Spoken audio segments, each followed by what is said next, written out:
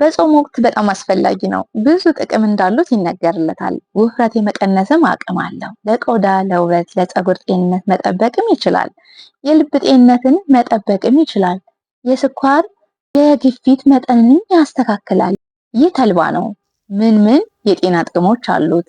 እንዴት ስንጠቀም? አዘገጃጀቱስ ሚለውን እንዲሁም ደግሞ ምን አይነት ሰዎች መጠቀም የለባቸውም ሚለውን ይዤላችሁ መጥቻለሁ። እስከ መጨረሻው እንድትከታተሉኝ በክብር ጠይቃለሁ። ተልባ ለብዙ የጤና ጥቅሞች ይውላል። አንድ የሾርባ ማንኪያ ብዙ የፕሮቲን መጠኖች ይይዛል። ከፍተኛ የፋይበር መጠንም ይይዛል። በተለይ ቬጀቴሪያን ለሆኑ ሰዎች፣ አትክልት ለሚመገቡ ሰዎች፣ አሳን ለማይመገቡ ሰዎች እንደ አማራጭ ሆኖ መተካት ይችላል። የተለያዩ ቪታሚን ቢ1፣ ቪታሚን ቢ6 የምንለው እንዲሁም ፎሊክ በውስጡ ይይዛል። ተልባ የጤና ጥቅሞች ምን ምን ናቸው የሚለው እናያለን። ምን ምን የጤና ጥቅሞች አሉት? አንደኛ በኦሜጋ ፋቲ አሲድ የበለጸገ ነው። ሁለተኛ ደግሞ በአንቲ ኦክሲዳንት የበለጸገ ነው። ይህ ደግሞ ካንሰር የመከላከል እድል አለው። የሰውነታችን ጎጂ የሆኑ ኬሚካሎችን በማስወገድ ይታወቃል። የኤስትሮጅን ይዘትም አለው። በተለይ ሴቶች ካረጡ በኋላ ለጡት ካንሰር ወይም ደግሞ ብረስ ካንሰር እንዳይጋለጡ ይረዳል ማለት ነው። ወንዶች ላይ ደግሞ የፕሮስቴት ካንሰር የምንለውን በመከላከል ይታወቃል። ስለዚህ ተልባን መጠቀም ከካንሰር የመጋለጥ እድላችን ፍቱን መድኃኒቱን እናገኘዋለን ማለት ነው።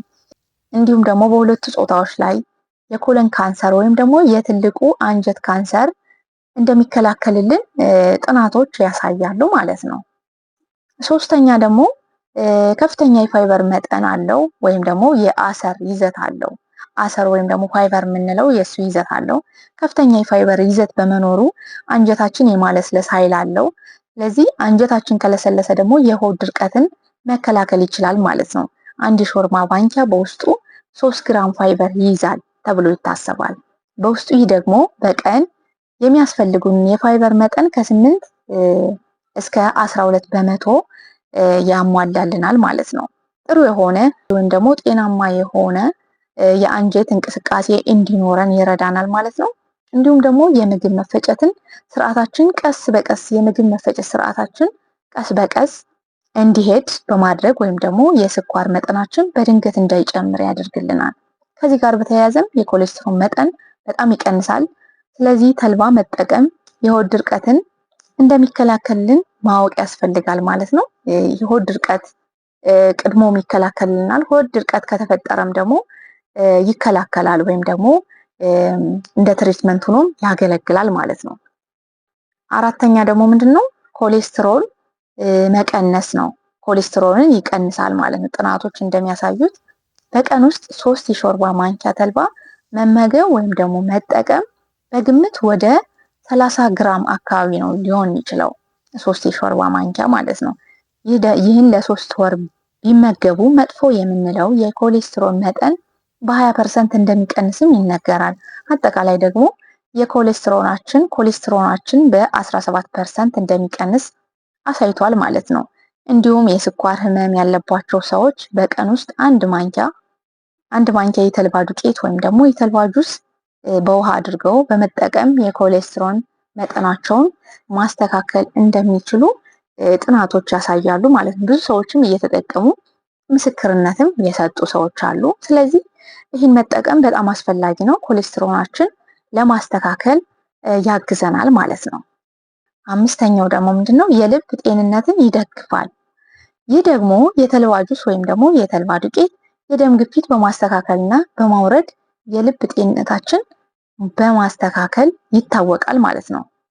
የደም ግፊት ያለባቸው ተከታታይ ለ6 ወር ቢወስዱ በቀን 3 የሾርባ ማንኪያ ቢወስዱ የደም ግፊታቸው የላይኛውም የታችኛው እንደሚያስተካክል ጥናቶች ያሳያሉ። ስለዚህ ተልባ ተፈጥሯዊ በሆነ መንገድ የደም ግፊት ማስተካከል አቅም አለው። እንዲሁም የስኳር መጠናችን ማስተካከል ይችላል ማለት ነው። ስለዚህ እንደዚህ የደም ግፊታችንን የስኳር መጠናችንን ማስተካከል ከቻለ ሁሌ ተልባን በየቀኑ በምግባችን በምንመገበው ምግብ በቀን የምግብ ዝግጅታችን ማካተት ተገቢ ነው ማለት ነው።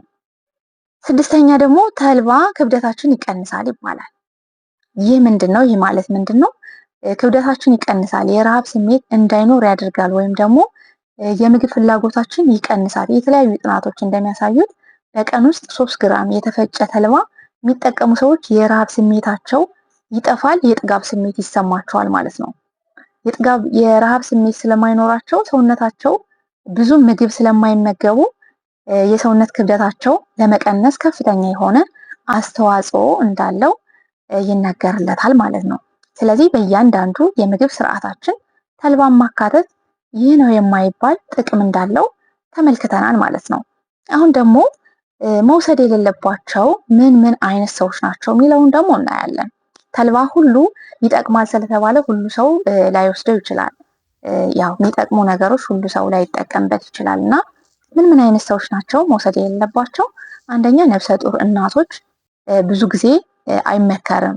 ከወሰዱም ደግሞ ከሐኪማቸው ጋር ተማክረው መውሰድ አለባቸው። ነፍሰ ጡር ሲሆኑ ለብዙ ነገሮች ሴንሲቲቭ ናቸው እና ከወሰዱም ደግሞ ውሃውን አፍልተው የጠለለውን ውሃ መጠቀም ይችላሉ።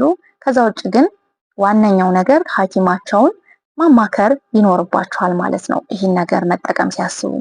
ሁለተኛ ደግሞ እንቅርት ያላቸው ሰዎች መውሰድ የለባቸውም። ይህ ምንድነው? የአዮዲን አብዞርቤሽን ስለሚቀንስ እንቅርት ሊያባብስባቸው ስለሚችል ባይወስዱ ይመከራል ማለት ነው። እንቅርት ያለባቸው ሰዎች መውሰድ የለባቸውም ማለት ነው። ሶስተኛ ደግሞ የታወቀ የደም ማነስ ችግር ያለባቸው ሰዎች የአይረን እና የዚንክ አብዞርቤሽን ስለሚቀንስ የደም ማነሳቸውን የበለጠ ሊያባብስባቸው ስለሚችል እስከሚስተካከልላቸውና ኖርማል ደረጃ ላይ እስከሚደርስ የደም መጠናቸው ባይወስዱ ጥሩ ነው ማለት ነው። ባይወስዱ ይመከራል። የመጨረሻው ደግሞ ተልባን በምን መልኩ እንጠቀም የሚለውን እነጋገራለን። ተልባን ፍሬውን እንትን ካልን በኋላ ካጸዳን በኋላ አፈር ምን እንዳይኖረው እሱን ካጸዳን በኋላ ሞቅ ሞቅ ማድረግ አለብን። በእሳት ጋል ካለ ምጣድ ላይ ሞቅ ሞቅ ማድረግ ያስፈልጋል። ለምን? ለመፍጨት እንዲያመቸን አድርገን በደንብ ሳይበስል በደንብ ሳይቆላ ሞቅ ሞቅ ለመፍጨት እንዲያመች ተደርጎ ሞቅ ሞቅ ካረግን በኋላ አውጠን እሱን በደንብ እንፈጫለን። ከፈጨን በኋላ በደረቅ እቃ ክዳን ባለው እቃ ማስቀመጥ አለብን። ለምን?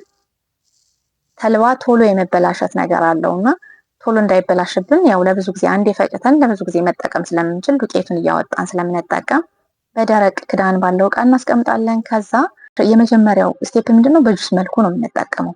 በጁስ መልኩ ለብ ያለ ብዙ ዋርም የሆነ ውሃ፣ በጣም ቀዝቃዛ ያልሆነ እሱን አንድ ብርጭቆ እንጠቀማለን ለአንድ ሰው ከሆነ። ከዛ አንድ የሾርባ ማንኪያ የተልባ ዱቄት እንጠቀማለን ማለት ነው። እሱን አድርገን በደንብ በጁስ መፍጫ እንፈጫለን ማለት ነው። ማር ደግሞ ትንሽ ካለ ማር መጠቀም እንችላለን። ምንፈልገውን ያጣፍጣል የምንለውን ነገር መጠቀም እንችላለን። ማር ካለ ትንሽ ማር አድርገን እሱን አብረን እንፈጭና እንደ ጁስ መጠቀም ማለት ነው። እንደዛ አድርገን ከፈጨን በኋላ እንደ ጁስ እንጠቀመዋለን ማለት ነው።